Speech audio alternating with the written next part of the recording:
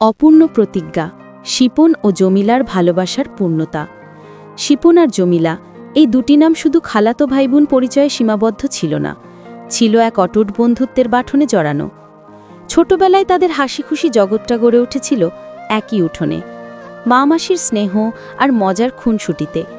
সেই সময় তাদের মায়েরা, যারা ছিলেন দুই বোন, একদিন খেলার ছলে বলে উঠেছিলেন, তোরা দুজন যখন বড় হবি তোদের বিয়ে দিয়ে দেব, আমাদের সম্পর্কটা আরও পাকাপোক্ত হবে। সরল মনে শিপন আর জুমিও হেসেছিল। তারা জানত না এই খেলার কথাটি একদিন তাদের হৃদয়ের গভীরে এক অপূর্ণ প্রতিজ্ঞা হয়ে বাসা বাঁধবে। তাদের কৈশোর যখন যৌবনের চৌকাঠে পা রাখল, তাদের খেলার সাথীর সম্পর্কটা এক স্নিগ্ধ নীরব ভালোবাসায় রূপ নিল। চোখাচোখি হলেই অন্যরকম এক আলোড়ন, দূরে গেলেই কেমন যেন শূন্যতা। তবে সেই ছোটবেলার কথা সময়ের সাথে সাথে চাপা পড়ে যায়।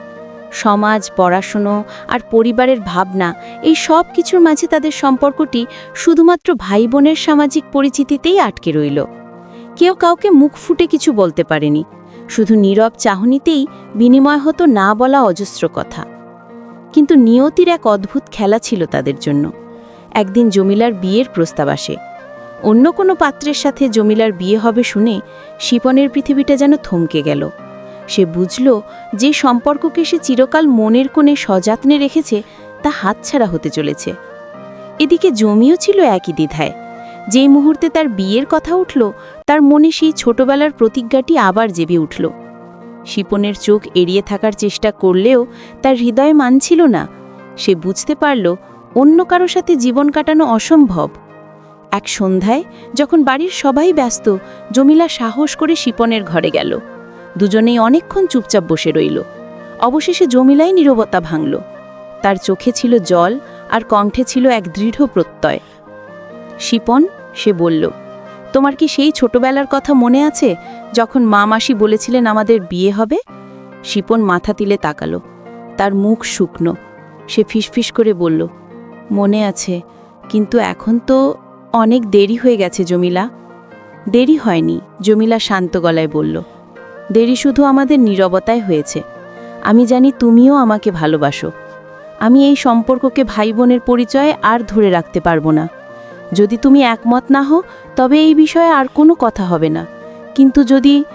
শিপন আর অপেক্ষা করতে পারল না। সে উঠে জমিলার হাত ধরল।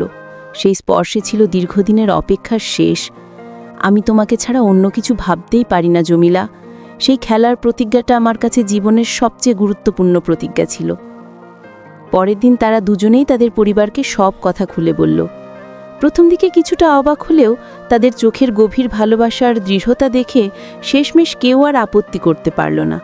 বরং দুই বোনের সেই পুরনো ইচ্ছা পূরণ হতে দেখে তাদের চোখেও আনন্দের জল এলো। অবশেষে শিপন আর জমিলার সেই অপূর্ণ প্রতিজ্ঞা পূর্ণতা পেল। তাদের বিয়েতে আনন্দ উচ্ছ্বাস ছিল সীমাহীন। তাদের ভালোবাসা প্রমাণ করল যে হৃদয়ের সম্পর্ক যখন সত্য হয়, তখন সামাজিক কাঠিন্য বা সময়ের ব্যবধান কোনো বাধাই দিতে পারে না। তাদের জীবনের গল্প হয়ে রইল ভালোবাসার এক মিষ্টি পূর্ণতার প্রতীক। গল্পটি কেমন লাগলো? এই চরিত্রদের নিয়ে আরও কিছু জানতে চান কি?